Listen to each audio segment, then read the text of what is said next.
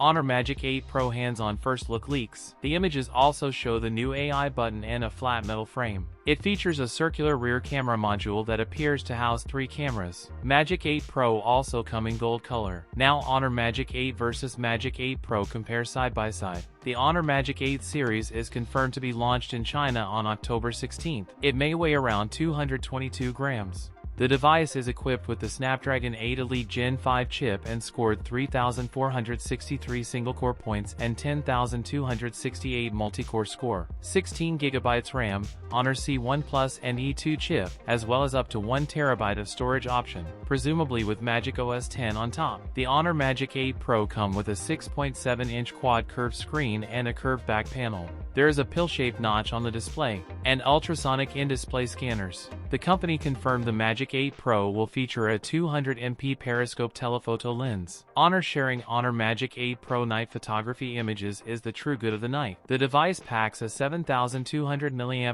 battery with 120W wired and 80W wireless fast charging support. That's it for today's video. If you enjoyed it, don't forget to like, comment, and subscribe for more content. Thanks for watching, and I'll see you in the next one.